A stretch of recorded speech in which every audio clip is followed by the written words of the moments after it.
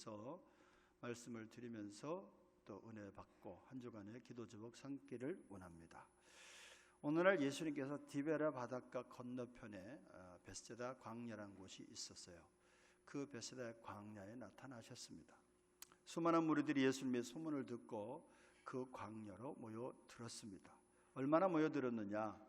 남자 성인 한 5천 명이 모여들었다는 얘기는 늘 말씀드리지만 여자와 아이들까지 합치면 5만 명의 대군중이 운집해 있었다는 말씀이죠. 그들이 말씀을 듣는 과정에 날이 이제 저물어 갔습니다. 무리들이 배고파했습니다. 그것을 보고 제자들이 예수님께 여쭈었습니다. 예수님 이것은 빈들이요 날이 이미 저물어 가니 무리를 이제 보내어서 두루 총과 마을로 가서 무엇을 사 먹게 하옵소서. 이제 이 집회를 이제 마침이 어떠한 줄 아옵니다 라고 그렇게 예수님에게 이제 무리를 보냈으면 좋겠다 근심하는 마음으로 그렇게 얘기를 드렸어요. 그때 예수님께서 제자들을 시험했습니다. 뭐라고 시험했다고요? 오늘 말씀 보니까 빌립에게 말하기를 우리가 어디서 떡을 사서 이 사람들을 먹이겠느냐. 이 말을 다른 말로 쉽게 좀 더 표현하면 마가복음이 이렇게 표현이 되어 있습니다. 너희가 먹을 것을 주라 이렇게 표현이 되어 있어요.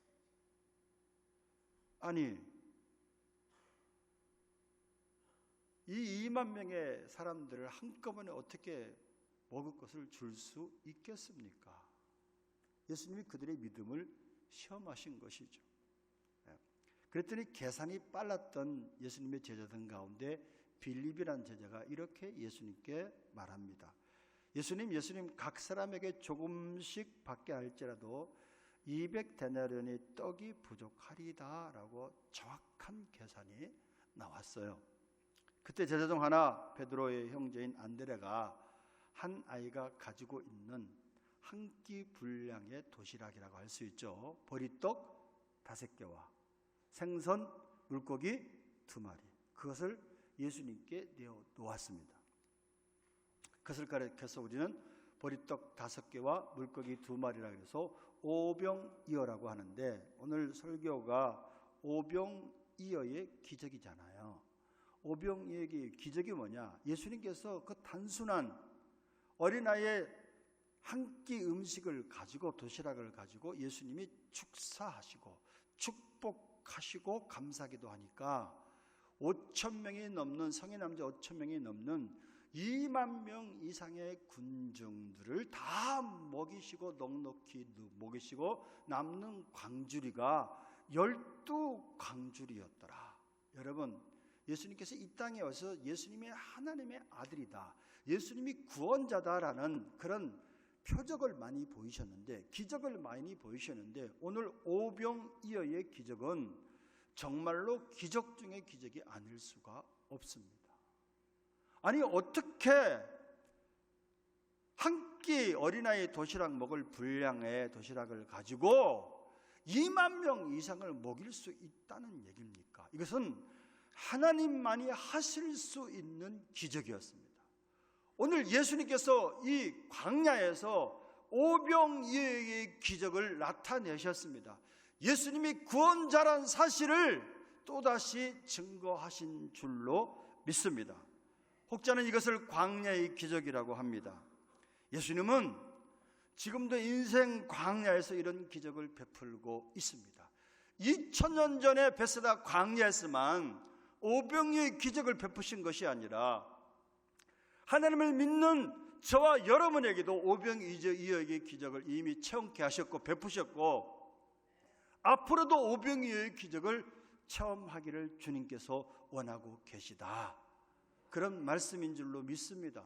오병이어의 기적을 통해서 단순히 예수님이 굉장하구나, 기적을 베푸셨구나 이것으로 끝나는 게 아니라 이 오병이어의 기적은 내 삶 속에서 있어지는 그런 기적이구나. 이 사실을 깨닫고 우리는 한 주간 어떻게 해야 되죠? 하나님, 내 삶 속에서도 이 한 주간 삶 속에서 하나님의 기적이 오병이어의 기적이 일어나게 하여 주시옵소서. 그렇게 한 주간 기도하는 시간 되시기를 주님의 이름으로 축원합니다. 그런데 이 오병이어의 기적은 어떻게 일어났는가 몇 가지를 살펴보면서 교훈받기를 원합니다. 첫째, 이 오병이의 기적은요, 현재 있는 것을 드렸을 때 하나님은 거기서 기적을 베푸셨습니다. 우리는 흔히 기적은 하늘에서 떨어지는 줄로 믿고 있습니다. 꼭 그런 것만은 아니다라는 얘기죠. 기적은 모두 우리의 손에서 이루어진 것입니다. 오늘 예수님께서 무에서 유를 창조하실 수도 있지만은, 그래서 광야에 굶주린 백성들을 먹일 수 있었지만 예수님은 그렇게 하지 않았습니다. 어떻게 하셨다고요? 예수님은 너희에게 있는 것이 무엇이 있느냐라고 물으셨습니다. 예수님이 기적을 베푸시는데 현재 너희가 가지고 있는 것을 내게로 가져와라 라고 말씀하고 계십니다. 못밖에 없었죠? 그나마 베드로의 형제 안드레가 믿음으로 도시락 하나를, 어린아이 한 끼 분량의 도시락 하나를 예수님께 드리게 되었다는 말씀입니다. 현재 있는 것이 무엇이냐? 그것을 가지고 오라고 말씀합니다. 그것을 믿음으로 드렸을 때 하나님께서는, 예수님께서는 오병이어의 기적을 베푸셨다는 말씀입니다. 다시 말해서 우리도 오병이어의 기적을 체험하고자 하면 어떻게 된다고요? 현재 우리가 가지고 있는 것이 무엇인가를 깨달으셔야 돼요. 현재 우리가 가지고 있는 것, 목사님, 예수님, 저는 아무것도 가진 게 없어요. 왜 가진 게 없습니까? 찾아보시면 지극히 작은 것이라도 있어요. 그것을 믿음으로, 현재 있는 내 것을 가지고 주님 앞에 믿음으로 드릴 때 하나님은 기적을 베푸신다는 말씀입니다. 미디안 광야에서 하나님은 모세에게 나타나셔서 뭐라고 말씀했느냐? 모세야, 내 손에 있는 것이 무엇이냐? 모세가 핵무기를 갖고 있는 게 아니잖아요. 모세가 미사일을 갖고 있는 게 아니잖아요. 모세가 막강한 군대를 가지고 있는 것이 아니잖아요. 모세가 있는 것이라고는 딸랑 지팡이 하나밖에 없었어요. 목자니까 양을 치는 지팡이 하나밖에 없었습니다. 근데 그것을 하나님, 양치는 지팡이뿐입니다 라고 내어놓았을 때 그것을 들어 날 위해 사용하라 라고 말씀하셨습니다. 400년 동안 이집트에서, 애굽에서 노예 생활을 하고 있는 하나님의 백성들을 모세를 통해서 하나님이 건져내라고 하시는데, 너의 손에 있는 것이 무엇이냐? 있는 거 뭐밖에 없다고요? 지팡이밖에 없어. 그것을 내어놓으라는 거야. 그것을 위해서, 나를 위해 사용하라는 거야. 그러면 누가 행하신다? 하나님이 행하신다는 말씀입니다. 시돈 땅 사르밧 가부에게 엘리야가 묻습니다. 내 집에 있는 것이 무엇이냐라고 물었습니다. 하도 기근이 심해가지고 먹을 것이 다 떨어져서 오늘 사르밧 가부는 엘리야 선지자에게 이렇게 얘기합니다. 나는 떡도 없고 기름 한 움큼과 병의 기름 조금밖에 없습니다. 이것을 가지고 떡을 만들어서 나랑 내 아들이 먹고 이제는 죽을 날만 기다립니다. 이 음식은 마지막 한 끼의 음식입니다 라고 얘기했어요. 여러분, 기가 막히지 않습니까? 하나님은 엘리야에게 네가 사르밧 가부의 집에 가서 거기서 기거해라. 내가 너를 공개하리라 라고 했는데, 와서 탁 보니까 엘리야가 가본 사르밧 가부의 집에는 음식이 풍성한 게 아니라 뭐밖에 없었다고요? 예? 병에 기름 조금, 또 가루 한 움큼밖에 없어. 만들어봐야 떡 하나 겨우 만들 수 있는 그것밖에 없었다니까요. 기가 막힌 상황 아닙니까? 그런데 엘리야가 뭐라고 얘기하죠? 그것을 떡을 만들어서 나로 먹게 하라. 세상에 이런 도둑놈이 어디 있어? 그래서 여기서 엘리야가 그걸 먹고 싶어서 먹은 게 아니에요. 영적인 원리를, 축복의 원리를 엘리야가 가르치고 있는 거예요. 사르밧 가부가 있는 거라고는 떡 하나 만들 분량밖에 없어. 그것을 믿음으로 하나님께 드리라는 거야. 하나님이 보이지 않으니까 하나님의 선지자 엘리야 자신에게 드리라는 거예요. 근데 사라밧 과부가 굉장한 것은 그것을 믿음으로 드렸어요. 그럴 때 어떤 기적이 나타났습니까? 기근이 그칠 날까지 밀가루 통과 기름에 기름통이 마르지 않는 기적을 처음 한 줄로 믿습니다.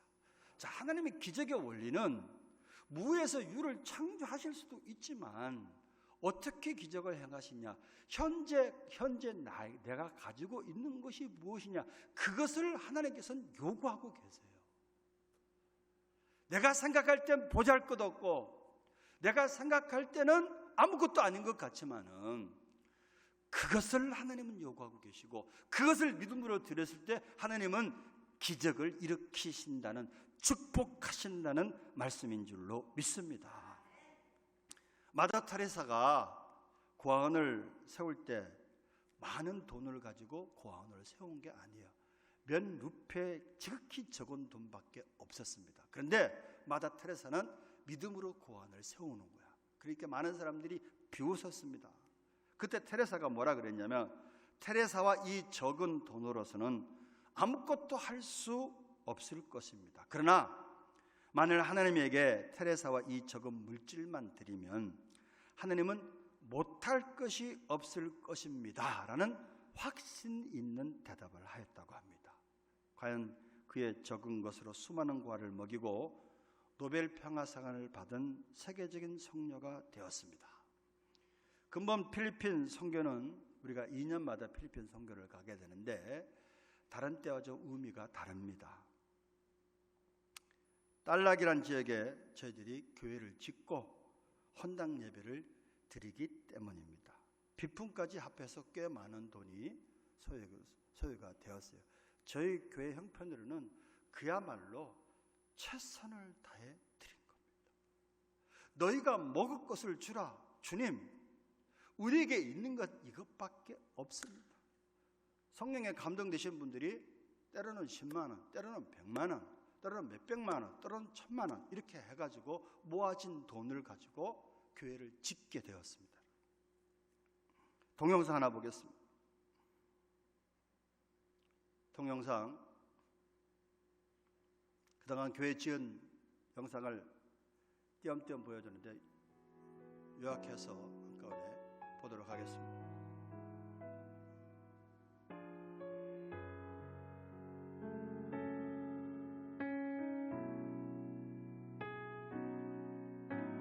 땅을 구입했습니다. 먼저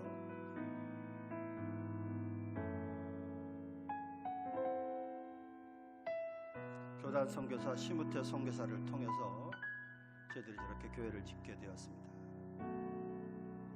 내 마음속 전부를 다시는 주님, 나 당신께 숨길 것 저렇게 져줬어요. 빨리 졌죠.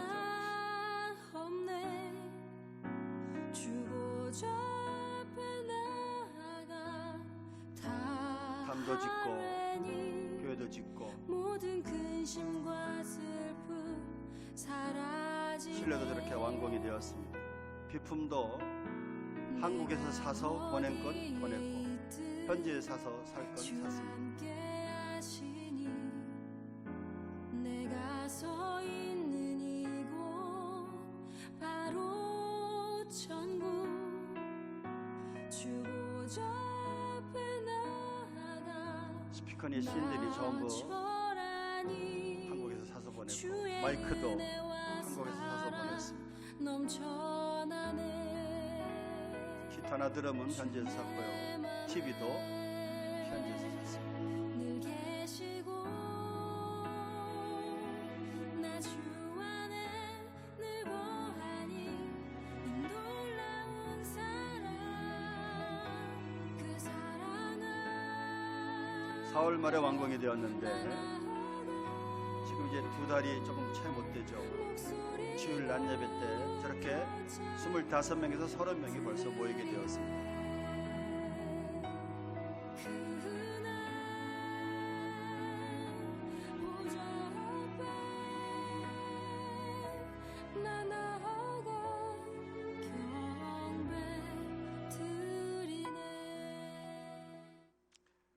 가성비 짱입니다. 왜냐면은 우리 국내에서 저렇게 땅을 구입해서 지으려면 최소한 5, 6억 듭니다. 근데 한 10분의 1 정도로 지어진 것 같아요.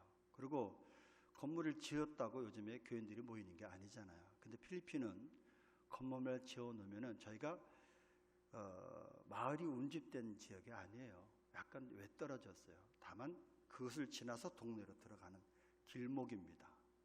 그럼에도 불구하고 벌써 2달이 채 안 됐는데도 25명에서 30명의 그런 어른들이 아이들까지 합쳐서 주일 낮 예배를 드리고 있고요. 현재인 목회자를 또 결혼한 목회자를 이미 세웠습니다. 5월 달부터 세워가지고 그분들이 목회를 지금 잘 감당하고 있고 진행 중에 있습니다. 야, 이건 정말 오병이의 기적이 아니겠는가라고 그렇게 생각이 되어집니다. 이같이 오병이의 기적은 그저 하늘에서 탁 떨어지는 게 아니라 현재 우리가 가지고 있는 것을 믿음으로 드렸을 때 하나님은 그것을 축복하셨어요. 그래서 5,000명을 먹이고 남는 광주리가 12광주리야. 앞으로 저 필리핀에 지은 미랄 딸락교회가 정말 대부흥을 이룰 줄로 믿습니다. 그것을 위해서 우리가 기도해야 될 줄로 믿습니다. 저와 여러분의 삶 가운데 오병이의 기적이 나타나기 위해서는 이와 같이 내게 있는 것, 우리 교회가 가지고 있는 것, 여러분의 삶 가운데 가지고 있는 것, 그것을 믿음으로 적은 것이지만 드렸을 때 하나님은 기뻐 받으시고 기적을 일으키시는 줄로 믿습니다. 둘째, 오병이의 기적은 감사할 때 이루어집니다. 감사함으로 된 것입니다. 오늘 본문 11절에 보니까 뭐라고 말씀하셨느냐? 예수님께서 떡을 가져 축사하신 후에 앉아있는 자들에게 나눠주시고 물고기도 그렇게 그들의 원대로 주시니라. 오병이의 기적은요, 어린아이 도시가 믿음으로 드렸을 때 예수님께 두 번째 어떻게 하셨다고요? 축사하셨어요. 축복하시고 하나님께 감사했을 때 기적이 일어나게 되었다라는 말씀입니다, 여러분. 광야의 기적은 감사로 시작된 것입니다. 지금 나의 생활이 길을 찾지 못하고 방황하고 있고 온갖 어둠과 공허와 혼돈이 나를 둘러싸고 답답한 환경에서 몸부림치고 있습니까? 미움과 분노가 자꾸 저와 여러분의 마음을 감싸고 있습니까? 하나님 앞에 먼저 감사하십시오. 믿음으로 찬양하십시오. 금년에 우리 교회 표가 무엇이죠? 부흥하게 하옵소서. 실창상 첫 번째가 무엇입니까? 현수막 보세요. 고민할 것도 없고. 뭐라고 되어 있습니까? 부흥 후에 해야 할 것이 있는데 그 첫 번째가 하루 10번 이상 감사하기. 얼마나 감사를 안 했으면 실천사항으로 제가 하루 몇 번 이상 감사하기? 10번 이상 감사하기. 여러분, 의식 안 하면 감사 못합니다. 제가 해보니까 의식 안 하면 감사를 못해. 내가 지금 누리고 있는 삶이 당연한 줄 안다니까. 아닙니다. 기적은 하나님 감사합니다. 감사합니다. 어떤 형편과 어떤 환경이 있든지 하나님 앞에 감사할 때 기적이 일어나게 되어 있는 줄로 믿습니다. 제가 일부 예배 때도 말씀드렸지만 제가 부모가 돼서 자녀들을 키워보니까 야, 정말 감사가 필요한 것이로구나 라고 생각이 되어집니다. 제가 자녀일 때는 우리 부모님이 나에게 당연히 해줘야 돼요. 왜 당연히 해줘야 되죠? 친구가 뭐 아쉬울 때 뭐 하나 해주면 그렇게 감사하면서도 부모님이 많은 것들을, 수많은 것들을 해줬음에도 불구하고 감사를 몰라. 그래서 여러분, 자녀들에게 좀 감사를 가르쳐야 돼요. 100가지 잘해주다가 한 가지 안 해준 거, 그거 가지고 원망합니다. 우리 어머니는 이거 안 해줘, 우리 아버지는 이거 안 해줘, 불평하고 원망합니다. 그래서 제가 부모가 되어놓고 딱 보니까 이놈들이 하는 짓 보니까 어떤 때는 싸가지가 없어. 당연히 해줘야 되는 것처럼 생각해. 내가 왜 당연히 해줘야 돼? 네 인생 네가 살고 내 인생 내가 살면 되는 건데. 그렇잖아요. 전혀 나한테 공감 안 하는 것 같은데. 예? 자녀니까 사랑하니까 해주는 거야. 그럼 자녀는 어떻게 되죠? 그걸 마땅히 받아야 될 거로 생각하지 않고 좀 감사 좀 하자. 감사 좀 하자. 부모님에게 좀 감사를 해. 제가 부모가 됐을 때는 정신없이 애를 키우느라고 잘 몰랐어요. 근데 이제 할아버지가 되고 보니까 손녀를 키우는 가장을 이렇게 이제 보게 되죠. 철이 들은 것 같아. 이야, 애 보는 게 이렇게 힘들구나. 저는 보지도 않았지만 어쩌다가 한번 안아주고 뭐 이렇게 하다 보면 애 보는 게 이렇게 힘들구나. 그리고 진짜 우리 부모님께 감사한 마음을 가졌어요. 우리 부모님이 저희들이 목회를 하니까 정말 많이 봐줬거든요. 애들 셋을. 근데 그거를 그렇게 감사한 줄 몰랐어. 하다 보니까 이게 정말로 감사한 일이로구나. 그래서 여러분, 우리는 어떻게 되느냐? 감사를 좀 가르쳐야 돼요. 죄송하지만 애들을 위해서 생색 좀 내세요. 생일 때 저 받고 싶은 마음 전혀 없어. 자녀들이 뭐 해주는 거, 야, 그 뭐 돈 뭐하러 쓰냐. 근데 우리 집 사람은, 목사님, 그래도 받으셔야 됩니다. 쟤들이 할 줄 알아야 됩니다. 그 말에 동감해. 받고 싶은 마음 진짜 없어. 쟤들은 뭐 자기들이 월급 타가지고 거기서 조금 몇 개 더 뭐 해서 뭘 음식도 해주고 뭐 선물 주는데 때로는 그게 부담스러워. 자녀가 주더라도. 근데 받아야 되는 것은 뭐냐면 가르쳐야 되기 때문에. 감사할 줄 아는 것을 가르쳐야 되기 때문에 되는 것이 아니냐. 여러분, 감사하는 자녀들에게 더 주고 싶어. 당연히 받아야 되는 것처럼 싸가지 없는 행동을 하게 되면 주고 싶은 마음도 없다니까요, 여러분. 여러분, 하나님의 마음이 그런 거 아니겠느냐. 네? 이 땅에 살면서 많은 것을 다 주셨습니다. 부모님 주시고, 가정도 주시고, 살기 좋은 대한민국도 주시고. 대한민국 정말 살기 좋은 나라야. 감사한 나라예요. 정말이에요. 정말 감사해야 돼요, 여러분. 네? 대한민국도 주시고, 또 교회도 주시고, 건강도 주시고, 공부할 여건도 주시고. 할렐루야. 그러면 여러분, 이걸 당연히 받아야 될 것처럼 생각하는 것이 아니라 조금 어려움이 오더라도 하나님 감사합니다. 내가 이런 어려운 여건 속에서도 감사할 수 있는 마음 주시니 감사합니다. 이렇게 좀 감사를 할 때 하나님의 기적은 거기서 시작되는 줄로 믿습니다. 아멘. 여러분, 바울과 실라가 복음을 증거하다가 잡혀서 감옥에 매를 맞고 깊은 감옥에 들어갔잖아요. 너무나 잘 아는 사실입니다. 그런데 바울과 실라는 하나님 앞에 원망하고 불평한 것이 아니라 어떻게 되었죠? 원망과 불평한 대신에 깊은 밤중에 하나님 앞에 기도하고 감사하며 찬양했습니다. 그 환경이 어떤 환경이었죠? 내일 일을 알지 못해. 언제 죽을지도 몰라. 자기들이 감옥에 들어왔는지도 아무도 몰라. 매를 실컷 두드려 맞아서 지금 자기 몸이 엉망진창이 되었어.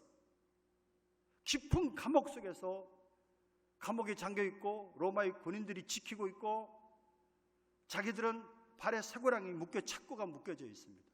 기가 막힌 절망적인 상황 아닙니까? 이것처럼 두렵고 답답한 상황이 어디 있겠습니까?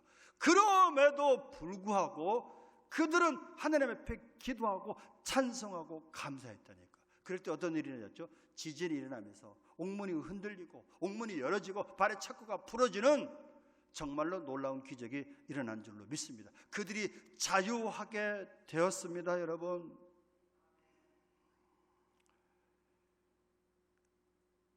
그런데 우리는 이 얘기는 듣고만 있지 우리 삶 가운데 적용을 너무 못해. 조금만 어려워도 눌립니다. 조금만 사람들이 나를 뭐라 그래도 거기에 합리화를 시키고 피하고 눌리고 환경과 사람 때문에 눌리고 답답해하고 믿음을 상실하고 기쁨도 상실하고 감사도 상실해. 그리고 믿음 생활 안 되고 그리고 하나님을 사랑한다고 착각하고 있으니 얼마나 답답한 일입니까, 여러분? 사슬에 오르고 맸습니까? 인생의 한밤중을 맞이하셨습니까? 바울과 실라처럼 사랑과 환경에 눌리지 말고 그럴 때일수록 하나님 앞에 감사하고 찬송하는 저와 여러분 되시기를 바랍니다. 그럴 때 하나님의 기적이 나타나게 될 줄로 믿습니다. 예수님은 나사로의 무덤 앞에서 먼저 하나님 앞에 감사했다니까. 그랬더니 나사로가 살아나는 기적을 베다니에 베푸신 줄로 믿습니다. 오늘도 우리 예수님처럼 감사하십시다. 한 주간도 매일매일 감사합시다. 나에게 있는 보리떡 같은 지극히 적은 것으로 감사를 드리는 저와 여러분 되시기를 주님의 이름으로 축원합니다. 마지막으로 오병이어의 기적은 나누어질 때 이루어졌습니다. 11절을 다시 보면 예수님께서 오병이어를 가지시고 감사의 기도를 드리신 다음에 어떻게 했습니까? 무리들로 하여금 혹은 100명씩 혹은 50명씩 앉게 한 다음에 제자들에게 떼어줬어요.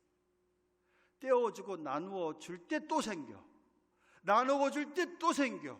나누어 줄 때 또 생겨. 한꺼번에 많이 만들어 가지고 나누어 준 것이 아니라 현재 있는 것을 가지고 오병이어를 가지고 떼어질 때 또 생기고 떼어질 때 또 생기는 기적이 일어났다는 말씀입니다. 여러분, 기적은 쌓아둘 때 생기는 게 아니라 기적은 나누어질 때 생기는 줄로 믿습니다. 예수님의 일생을 한마디로 말하면 어떤 삶을 사셨느냐? 나누는 자의 삶을 사셨습니다. 여러분, 자연의 원리도 나누어 주면 나누어 놓으면 기하급수적으로 늘어납니다. 그러나 나누지 않으면 있는 것도 쇠퇴하여 버리고 맙니다. 영적인 세계도 마찬가지입니다.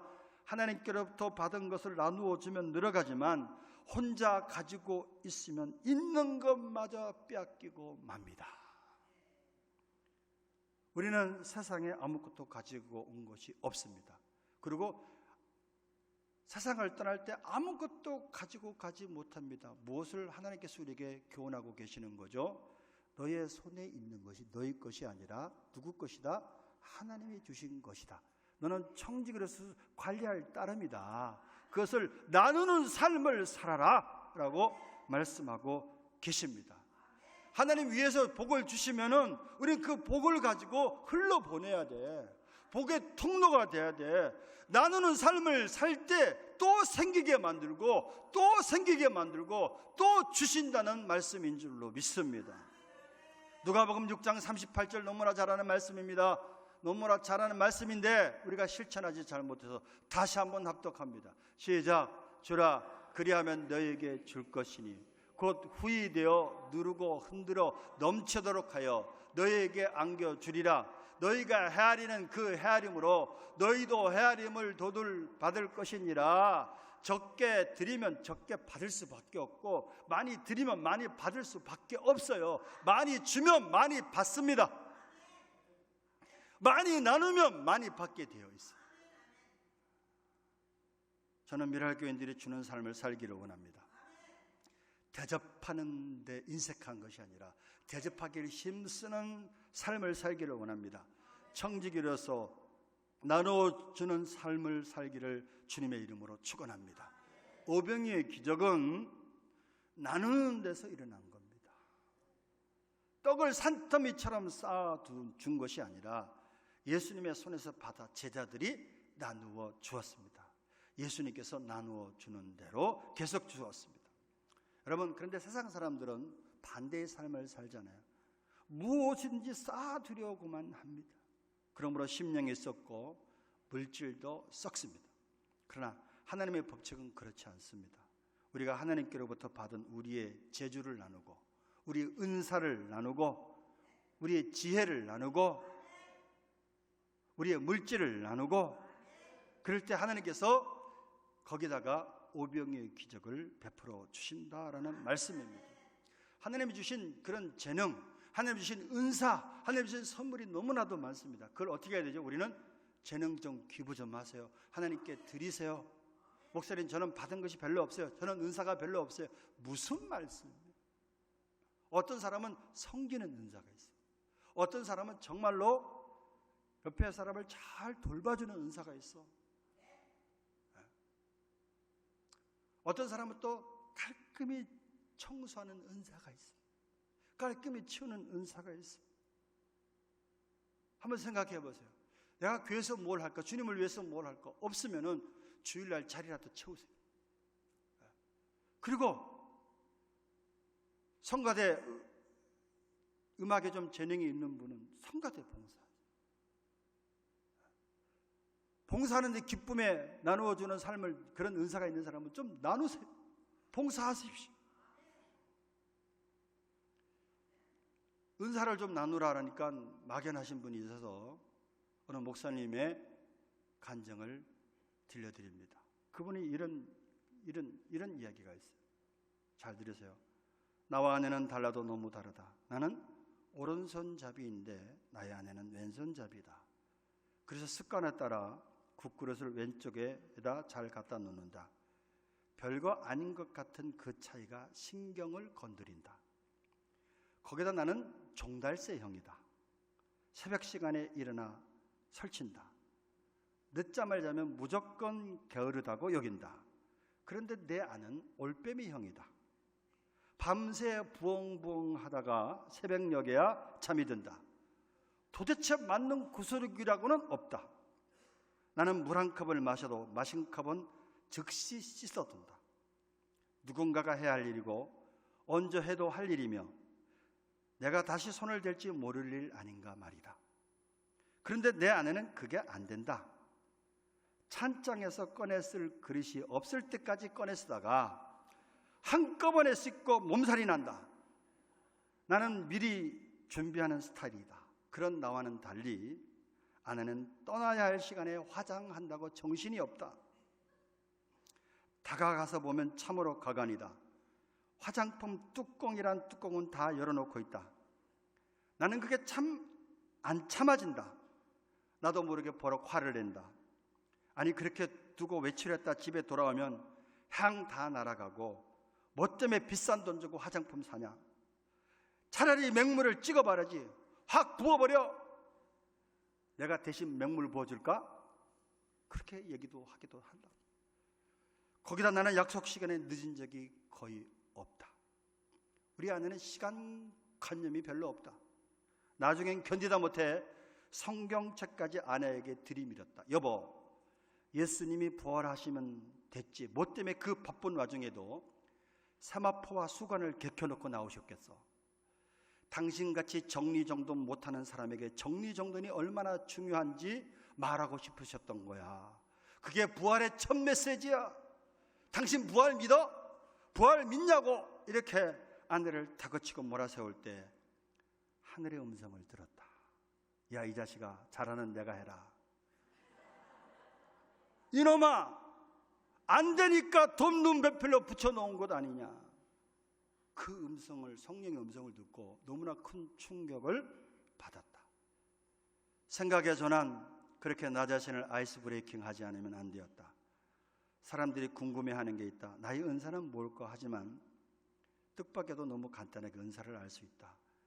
내 속에서 생겨나는 불평과 불만, 바로 그것이 자신의 은사인 것이다. 일테면 내 안에는 물건이 제자리에 놓여있지 않고 종이 나부랭이가 나뒹구는데도 그것이 눈에 들어오지 않는다. 그러니까 불편한 게 없다. 오히려 밟고 돌아다닌다. 하지만 나는 금방 불편해진다. 화가 치민다. 이 말은 내가 아내보다 정리정돈에 탁월한 은사가 있다는 증거이다. 하나님이 이 은사를 주신 목적이 상대방의 마음을 박박 긁어놓고 마음의 상처를 입히는 무기로 사용하는 데 있지 않다. 은사는 사랑하는 사람을 섬기라고 주신 선물이다. 바로 그때 내가 알게 된 사실이 있다. 내 안에는 뚜껑을 여는 은사가 있고 나에게는 뚜껑을 닫는 인사가 있다는 사실을 알게 되었다. 그때부터 아내를 대하는 내 태도가 바뀌었다. 아내가 화장한다고 앉아있으면 내가 먼저 다가가 묻는다. 여보, 이거 다 썼어? 그럼 이제 뚜껑 닫아도 되는 거야? 이거는 어때?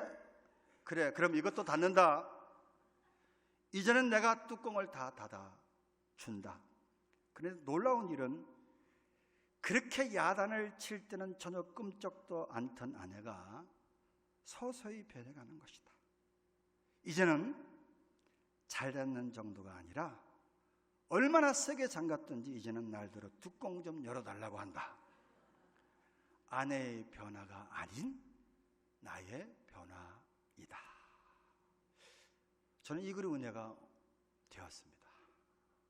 특히 하나님께서 은사를 주신 목적은 사랑하는 사람을 섬기라고 주셨다. 이 부분이 은혜가 되었어요. 왜 하나님이 우리에게 부흥을 주시지 않거나 왜 부흥을 더디 주시느냐? 왜 우리에게 오병이어의 기적이 자주 일어나지 않느냐? 하나님께 주신 은사를 나누지 않기 때문이 아닐까라고 생각을 해 보게 되었습니다. 여러분, 오병이어의 기적은 어떻게 생겼다고요? 나누는 데서 생겼습니다. 우리가 오병이어의 기적을 처음 가게 해달라고 기도는 하면서도 우리의 은사를 나누어 줄 생각을 하지 않고 있으니 오병이어의 기적이 왜 여러분 우리에게 다가올 수 있겠습니까?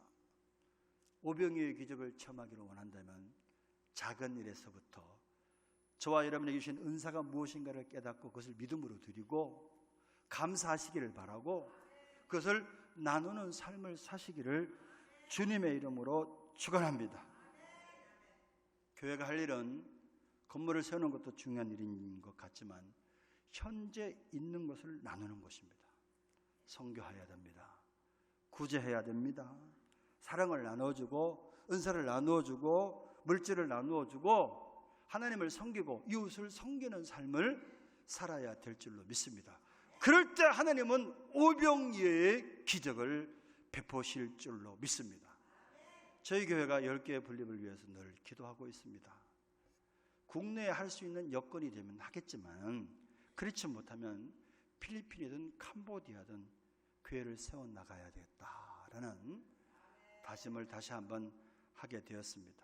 여러분, 우리의 있는 것이 무엇인가 그것을 지극히 적은 것 같아도 믿음으로 드려질 때 하나님은 그것에 축복하시고 기적을 베푸시는 줄로 믿습니다. 그렇다면 저와 여러분에게 있는 것이 무엇입니까? 한번 돌아보시기를 바랍니다. 목사님, 저는 늙어서 아무것도 할 수 없어요. 아닙니다. 있습니다. 기도하세요. 젊은 사람들을 좀 도와주세요. 본을 좀 보이세요.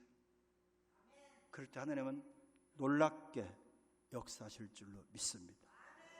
말씀을 맺습니다. 오병이어의 기적은 2000년 전 광야에서 일어난 사건만이 아니라 오늘 살고 있는 우리에게 일어나야 할 기적인 줄로 믿습니다. 그러기 위해서 현재 우리 손에 가지고 있는 것이 무엇인가를 깨닫고 그것을 믿음으로 드리시기를 바라고 감사함으로 드리시기를 바라고 나누는 삶을 통해서 하나님의 손에 드려진 보리떡과 물고기가 되시기를 주님의 이름으로 축원합니다. 또 하나 우리가 중요하게 생각해야 될 것은 이 오병이어는 누구인가? 저와 여러분이 오병이어가 될 수 있습니다.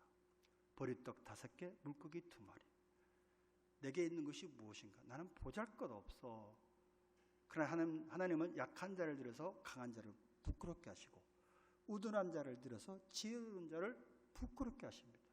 여러분, 염려하지 마시고 저와 여러분이 보리떡 5개와 물고기 2마리만 되면 되는 줄로 믿습니다. 그것을 믿음으로 드릴 때 하나님은 저와 여러분을 통해서 놀라운 일을 행하실 줄로 믿습니다. 저와 여러분을 드리는 한 주간 되시기를 주님의 이름으로 축원합니다. 봉헌하겠습니다.